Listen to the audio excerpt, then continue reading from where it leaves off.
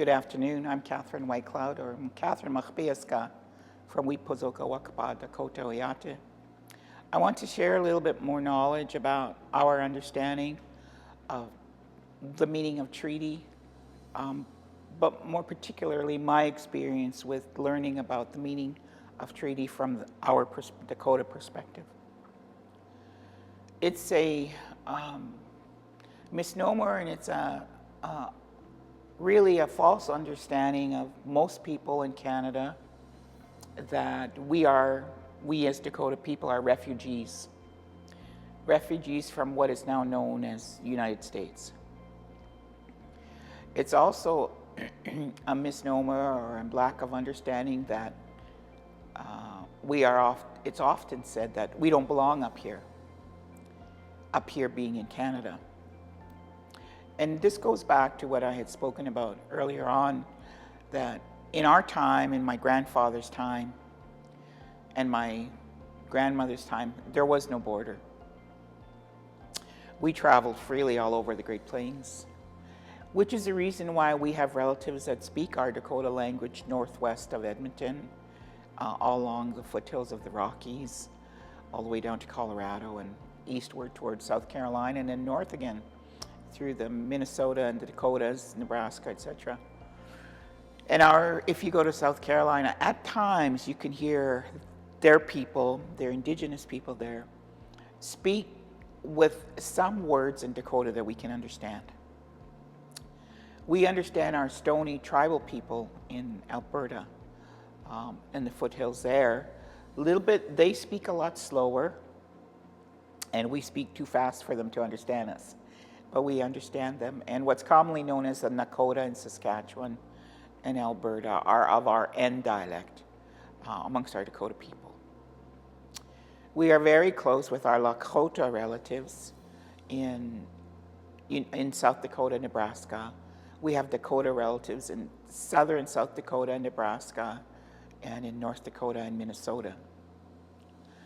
We maintain a very strong relationship through our summer celebrations, but also through ceremony, and also through, it's our tradition to visit each other and take care of each other. And this all ties into what we understand as treaty. My father's father, my grandfather, came from Lower Sioux, Minnesota. It's where his family line is from. My Kunshi, my grandfather's wife, came from the Sissetongue area of South Dakota. Her sister married in Montana at Fort Peck Reservation. So we have many relatives there. And Kunshi told us a story of my grandfather, our unka, my dad's dad. I never met him because he finished his life journey before I was born. I think like 4 years before I was born. At a young age, he passed on into the next world. And she told us of how she used to make him 7 pair of moccasins over the winter. And in the spring, as soon as the melt started, my grandfather, my unka, would walk from where we are right now in what's known as Sioux Valley, what we know as Wipozoka Wakapa, the traditional name of our area there.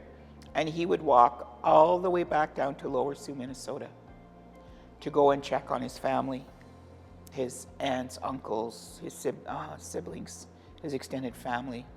And then on the way back, he would check in on the relatives that we had in Minnesota. Upper Minnesota and more towards the north, and also in North Dakota before he came home. So he'd leave right about this time of the year, and he'd get back in late September. He would walk there because there is still a bounty on our heads in the Minnesota state. And so he had to travel mainly by night and through the river valleys, the traditional way they used to travel. So we know the country like the back of our hand. And the reason why I say that, we spoke this morning about the importance of family and the importance of relationship. The importance and the lifelong commitment that it brings when we make relatives like we did during the treaty, make the traditional, what, for the lack of a better term, treaty, which is an English word, with our relatives who were often considered our enemies, the Blackfoot Confederacy. But really, what it was a protection of territory. It wasn't about being enemies. And when our great leaders, we all consider him our grandfather, Sitting Bull, was able to see what the encroachment of people that had come across the great waters, what was happening with the land, the takeover, the viciousness, the horrible ways our relatives were being treated. He chose to go to our relatives in the Blackfoot Confederacy to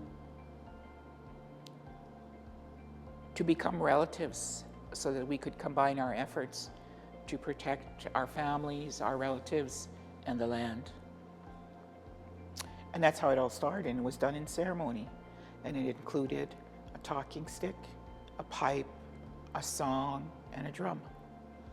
And our Blackfoot relatives, the elders, will share that story, because I went to them to find the original history, how they recalled it. And that was shared with me. So I live and breathe the fact that they are our relatives. And I'm very comfortable in going to visit them, because that relationship has been long lost. Similarly with our Anishinaabe relatives in the Treaty 3 area, because they give life, they breathe life into that treaty relationship with our people, our Dakota people, every year through their feasting. And that's what we're supposed to do. We're supposed to feast in ceremony all these important life events that have happened. We do that on a personal level when, primarily it's been lately when somebody passes. We do it for when we're honoring someone. We do it, for example, when my grandson graduates from high school, when my granddaughters graduate. We will feast and have ceremony, and we will give away to thank relatives for supporting and helping. And that's what we consider to be what's commonly known as treaty, but we don't have a term for treaty in our language. It's a way of coming together to help each other. It's establishing a relationship and honoring it. It's all about respect and honor and integrity and the power of the spoken word. Anything that's written can be torn apart and it doesn't mean anything. But the power of the spoken word is a reflection of yourself, the individual. It's a reflection on your family, and it's a reflection on your people, all of your people. So what we say is so very important. And when I go to Treaty 3, which I've been fortunate to be able to go there a number of times in the last while, the vibrancy of that relationship it's like when you hear your pulse in your ear, that's how it feels. It's pulsating, and it's such a beautiful feeling of homecoming. It's a beautiful feeling of love, respect, and knowing that you're taken care of. And that's what was always intended in these relationship making that we used to do, this hunka ceremony that we did, was making of relatives. That was always the intended purpose.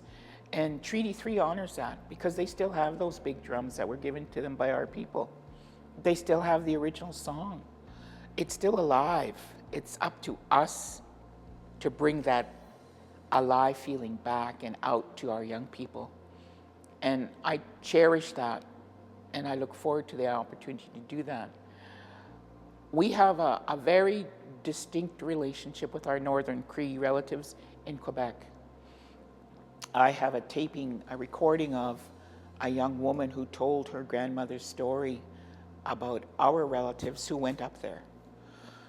After the Battle of Little Bighorn, our people fled eastward, the warriors fled eastward with a bundle that came with them to that battle, because we carry our bundles, and treaty making is about honoring bundles also, that carries our pipes and our medicines. and carries things that were utilized to help them in war, in battles.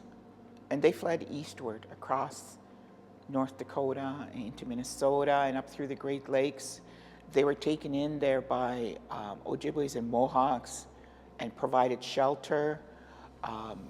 There was a woman there that provided shelter for them, her and her husband, who was originally from, I believe it was northern Quebec. I have to go back to the story. And she took our relatives northward to a safe place. Northern Quebec, it's about a 4-hour drive north of Ottawa, and provided shelter for our relatives. And this lady tells a story of how her grandma one day said, told her daughter they were going to go out on the lake in a canoe, and she got her husband, the father, to come and start up, and they went, and she wanted to show her daughter something, her granddaughter. So they went, and they went across the lake, and they went a long ways until she said, right there, this is where we're going to go. And they got out of the boat in the water, and she said it was up to their knees and more, and she took her and it was sandy below their feet, and her grandmother told her to reach into the sand, and she started sifting her fingers through the sand as if she was looking for something. And eventually it came up on her hands were shiny beads. And she kept doing that, and her granddaughter helped her, and her granddaughter asked her, what are these from? And speaking in their language, and she said, these come from a people that came here a long time ago that were running from soldiers that were after them. And they weren't dressed for this weather. They were tall, beautiful people with beautiful beadwork. And they came here, and we fed them and we took care of them. But the Indian agent came looking for them, so we had to hide them, take them somewhere where they wouldn't be found. And eventually the people in the community didn't want them there anymore. But she said, these are the beads from these people. This is where they were buried. Not in the water, but they were buried on land, but now the water had risen to that point. This is where they were buried. They're our relatives. And so we have people that are buried up there, up in northern Quebec. And from there, they came further west. I would say if you were to look in northern Manitoba around the Pas and north of there, because we have many relatives in the Pas area. And then further north through Prince Albert, and further north to Edmonton, because northwest of Edmonton is where we have relatives that speak our language, that speak Dakota. And that's where they ended up. But that relationship was the northern boundaries of what we called our plains territory, because we followed the food. We followed the buffalo, we followed the bison, we followed the berry seasons, we followed the root picking seasons. Down along the Rockies is where we used to pick our bear root for our medicines, and further on. It was all about medicine, food, and the things that we needed to live and thrive. That's what our traditional territory was, a cycle every year. So this concept of being refugees, and that's the official Canadian position for our Dakota people in Canada, is that we're refugees from the United States. Sadly, they obviously don't understand what refugee means, because they're the refugees. We were always here. But we don't need to prove that to ourselves. The only time it becomes a question of proof is when we have to prove something as like part of the land claims process. But even for that, it's not about claiming anything, it's about we're responsible for taking care of it. And the sad thing about it is because there's so much priority placed on ownership, that part of our caretaking also means that we care for it so that it can take care of us. And so then we get into the hunting rights issues. We get into, well, you can't come on my land because I bought it. And we don't argue it, but we also don't necessarily accept it, because it's part of buying into a system that doesn't understand us, doesn't understand our ways, doesn't understand our language. And it's difficult when the partner on the other side of the table doesn't understand and chooses not to. And so it's not about arguing for anything for us anymore. It's about ensuring that the responsibility we have for where we live and for the land that we do occupy and that we do utilize, that we take care of it. And ensuring that our children understand the history of it and why. It's like our treaty with the Creator. You know, that term is thrown around so loosely, treaty.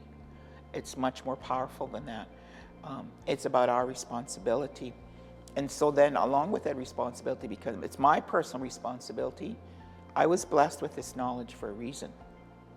I was blessed with the upbringing I received through my grandmother and my parents and those that impacted me over the years in various ways to ensure that it carries on through our children and grandchildren. That's my responsibility.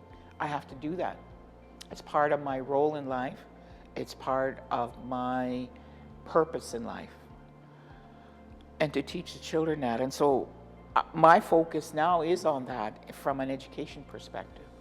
Developing a system of education, Wonspe, we call it, a system learning that is true to who we are as Dakota people. So it will be a Dakota education system that teaches the language, the concepts, the foundation, and the responsibilities, and how to carry that forward. And teaching them that they are gifted and they are blessed, that they're not less than. That's my role as a person who had the blessing of receiving all of that knowledge from my grandmother, my great-grandmother, and my father's side, my paternal grandparents. Growing up in a log house with a dirt floor, living in a teepee tent all summer long, how we collected wood, how we drew water from the creek when we could, how we collected everything we needed to eat off the land, and how we prepared that food. And understanding now, at a later age, the blessing and the gift of that, because we can't do that anymore. We can't draw water from the creek. We can't, the plants that we used to pick are gone. The berries that we used to pick are gone. The animals that we used to hunt, the food doesn't taste the same anymore. It's impacted by farm chemicals. It's impacted by everything that man has done to the land.